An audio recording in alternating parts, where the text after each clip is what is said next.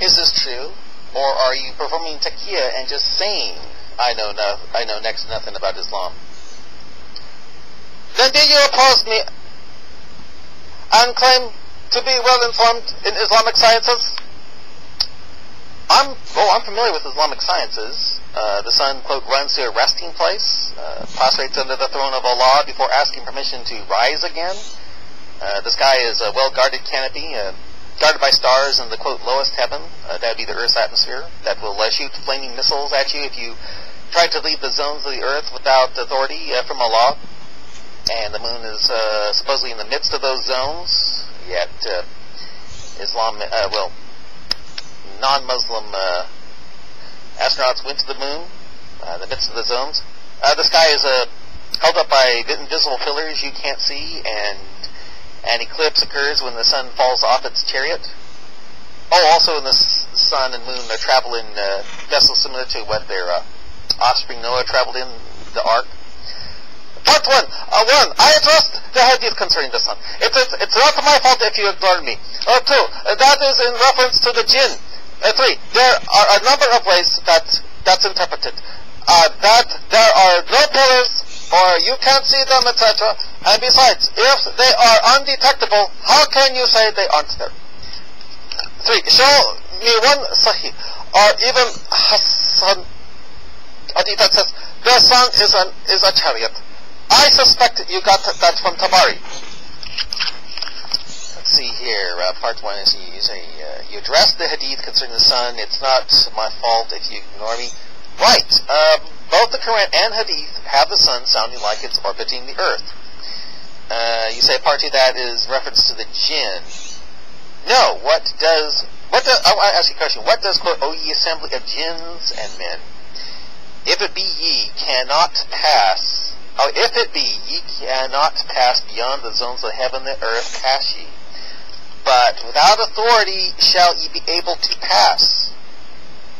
And yet all the less astronauts made it, well, it's godless, astronauts made it to the moon in the midst of the zones and weren't attacked by those stars in the lowest heaven. That would be the Earth's atmosphere. Part 2. Way to dodge a question. When I say Islamic sciences, I refer to the area of Islamic study, as in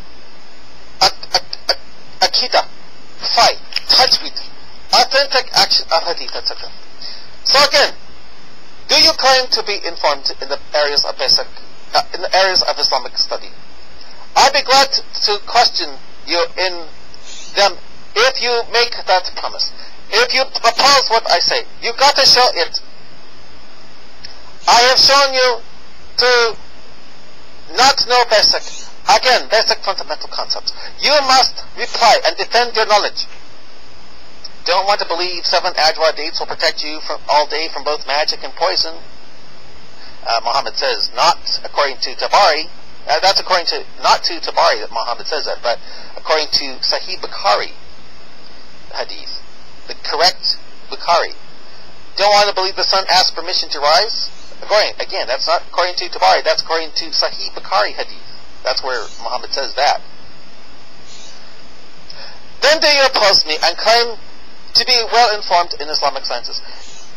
If so, I'd be glad to question you to determine how informed you are. If you give me your solemn oath that you use only what you know and not Google, or you may retract and declare that you are not well informed. And I tell you what, I'll put what the Quran or Hadith says to me, and you tell me what they really say or are supposed to say, and we'll all go and check it out on the net to see if what you are saying is true and not taqqiya here, okay? He doesn't respond. So the stuff I presented, this is what I'm saying here. So the stuff I presented, you don't believe is true or is misinterpreted poorly? If it's misinterpreted poorly, is it more than 7 ajwa dates will protect you all day from poison or less? Is it the earth that is constantly asking permission to keep on rotating, not the sun asking permission to rise again after prostrating under the throne of Allah?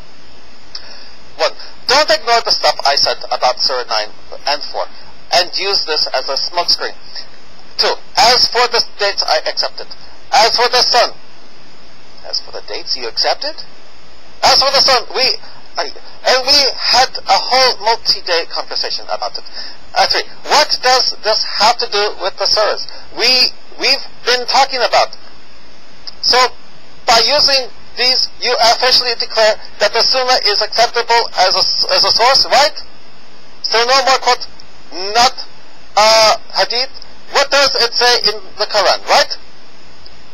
You don't so much ignore what's in Surah 9, 1 through 5, or 9:29, or 4:24.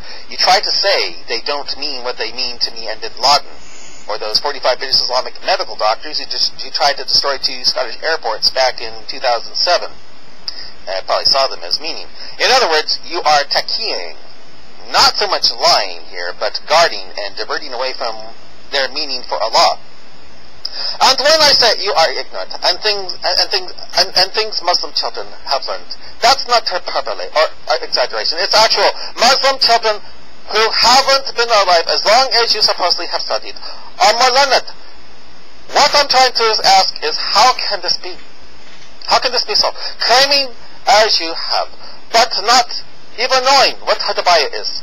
It's like claiming to have a PhD, but you can't read or write, or don't know what a college is. I mean, what is study to you? Having a Quran on the shelf, you don't seem to know basics. You can say Hudabaya is what Quran 9, 1 through 5 is all about, and perhaps it is. But since there is no mention in Quran 9, 1 through 5 about Hudabaya, it can easily make it so Muslims can end up like 45 British Islamic medical doctors who tried to destroy 2 Scottish airports in 2007, can it? Those people who philosophize, those people whose whole philosophy isn't based on Surah 9. People like that work on an ideology that began in Egypt fairly recently. They, as Al-Qaeda and bin Laden, have said, consider those who pay taxes that fund countries, that attack Muslim nations as combatants, and guilty as well. And they vote for the leaders who do these things.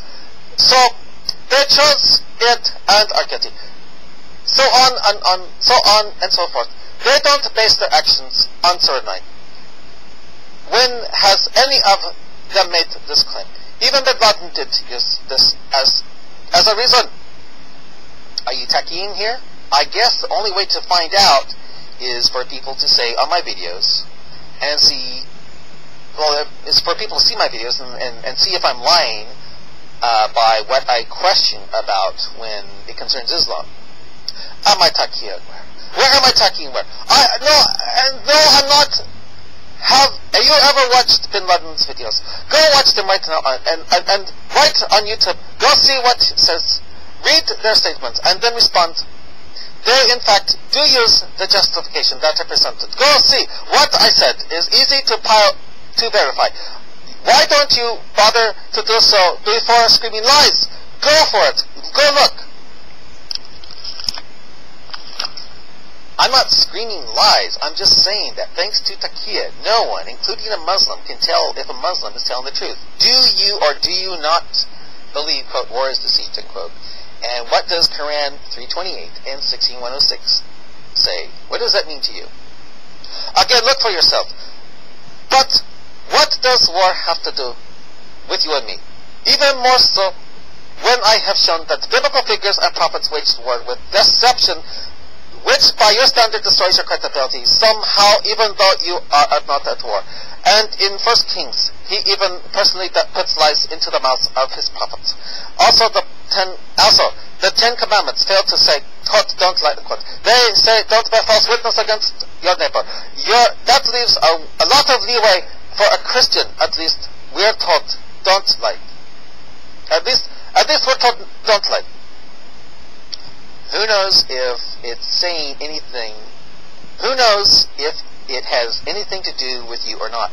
You might not view defending Islam as war or not. If you do view it as war, then you can perform deceit, it seems, due to Muhammad saying that war is deceit. So personally, I can't tell.